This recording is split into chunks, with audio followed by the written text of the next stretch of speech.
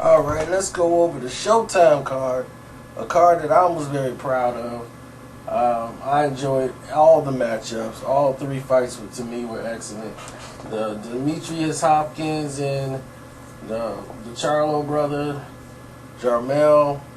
It was a great fight. It was a coming of age fight for Charlo to let him know exactly where he is with his skill. Demetrius Hopkins is definitely the toughest fight he's probably going to see at this weight class for a long time as far as thinking, because D-Hop is going to make you think. He fights in the same style conventionally as his uncle Bernard Hopkins. His thing is he's just not as dirty as his uncle. So this is how Bernard Hopkins would look if he fought a cleaner fight. Where I think the fight Tone took is kind of a mirror image. You have one kid who's younger, 23, and another one that's 32. And he's trying to set the pace with his jab, be quick, and be sharp. He's overzealous. He's a little over anxious because he's young. And once Demetrius settled down, trying to deal with his speed, to calm him down, control him with the jab, he was able to give him some things that he hasn't seen. Lead right hands over the jab hand to make him respect his right hand, to keep his right hand in place. I think Demetrius Hopkins didn't get credit for a lot of things he done in the ring. 115, 113, that could be acceptable, but I really felt this fight should have been called a draw, because a lot of the things Charlo doing wasn't really landing, and he was kind of being bested in the ring in a lot of the rounds. So I would even lean towards Demetrius getting a victory or a draw. Now let's move to the fight of the night, which was Angulo, El Perro versus Alexander Lara, and my God, what a fight. From the opening bell, El Perro did exactly what he wanted to do, put as much pressure on Lara as possible. And Lara is hitting him flush with everything he got coming straight down the middle. Perfect time shots. He was making Angulo go on one leg. He was hitting him so hard. And he's turning him. Every time he's hitting him, he's turning this guy. And then all of a sudden, everything just shuts down. Boom. Knockdowns. And then Angulo, he's using so much energy trying to score and get out that he gets caught on the ropes trying to rest at times. And Angulo is just going to work on his body. Now, by him being a southpaw doing this, he's exposing his liver right to Angulo's left hook. So it's only going to stop you. That's one problem with being a southpaw. You're putting your side where your liver is right in harm's way. Where if you're conventional, you can hide it because you can put it to the side, and it's kind of difficult to get to the liver shot more than if it was when you're facing a southpaw. And then Lara's turning his body while he's punching, so some of those punches are going to the back, and to the liver. So eventually that's going to make you stop or slow down and take a break. And, his conditioning was just remarkable. But what a fight. All the way through. Angulo's coming through, throwing hard shots, but he was abandoning the jab. Like when he knocked him down the first time, had he went back to the jab coming in, it makes it a little easier for you because Lara has something to think about. But if you're just trying to walk up close to land a power shot, it's not going to happen. And he kept missing with those looping left hooks. When Lara pulled straight out with his chin in the air, they were just whizzing by.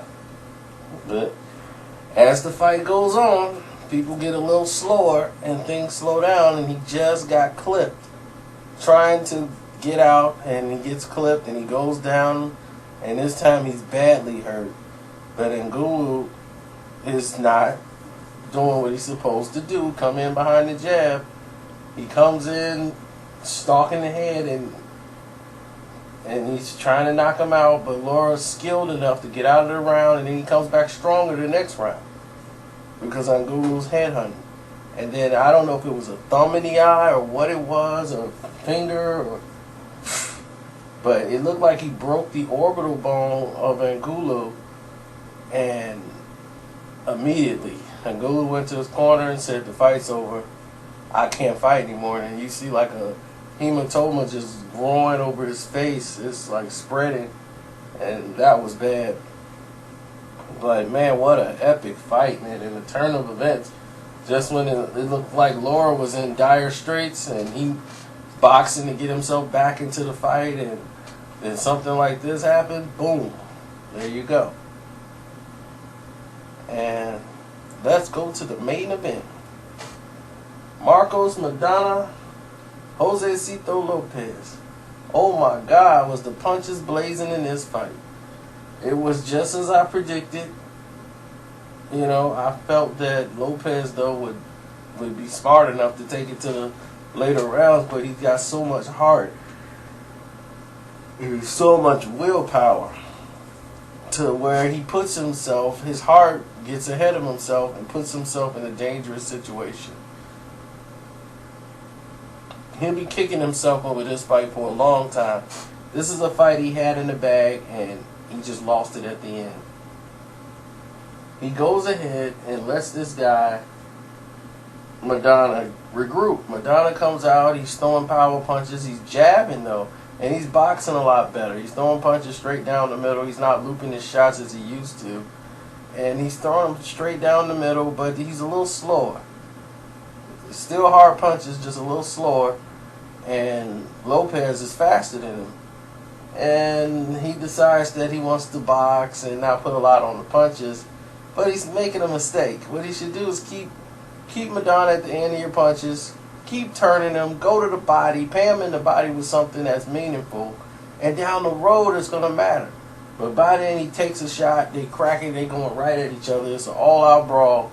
Everybody's just throwing shots, but Lopez shots are starting to hurt and have some effect on Maidana, his combination punching. Because Maidana's only throwing 2 shots, where Lopez is throwing like 4, and he's hurting him to the body. But it's not like he's focusing on it the way he should have. He should have started jabbing, putting a jab right in that breadbasket and coming with the hook. But he hurt him with a left hook to the head after a body shot to the hip and side really bothered Maidana for a while. So he had to, play like he wasn't hurt, just get through the round and survive a couple of rounds and get himself back into the game.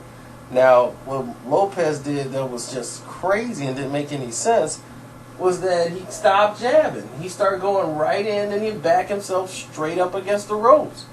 Why would you do this? You're going to let this guy have a free fall right at your head, pulling straight back.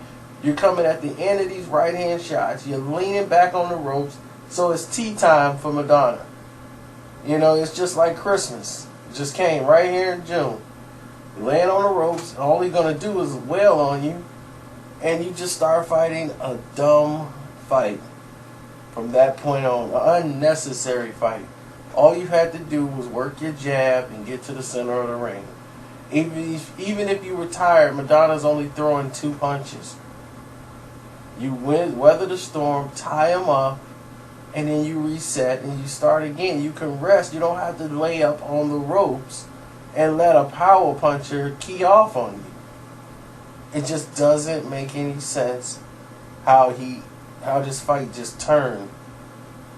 And that's where championship experience come in at. And this is at this pro level. If you want to get to that next level, these are the type of adverse situations you have to learn how to control.